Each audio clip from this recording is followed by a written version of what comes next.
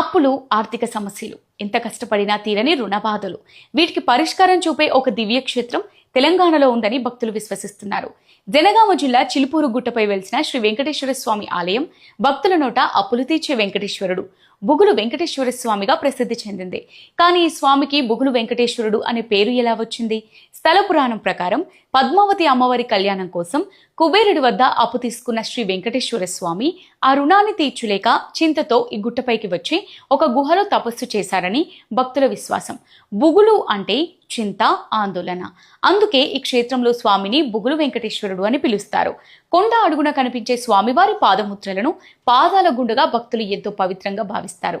ఇంకా ఆశ్చర్యకరమైన విషయం, ఈ ఆలయంలో వెలిగే అఖండ రుణ విమోచన దీపంలో నూనె సమర్పించి ప్రార్థిస్తే అప్పుల బాధలు తగ్గుతాయని భక్తులు విశ్వసిస్తారు.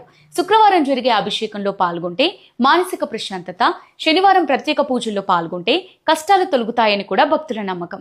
అనేక మంది తమ రుణాలు తీరిన తర్వాత మళ్లీ ఈ క్షేత్రానికి వచ్చి మొక్కులు చెల్లించడం ఇక్కడ తరచూ కనిపించే దృశ్యం. చరిత్ర ప్రకారం ఈ ఆలయాన్ని కాకతీయుల కాలంలో సుమారు 14వ శతాబ్దంలో నిర్మించారని చెబుతారు. అయితే అప్పుల్లో ఉన్న భక్తులకు ఈ క్షేత్రం ఎందుకు అంతటి విశ్వాసానికి నిలయంగా మారింది? బుగులు వెంకటేశ్వర స్వామి అనుగ్రహం వెనుక ఉన్న అసలు మర్మం ఏంటి?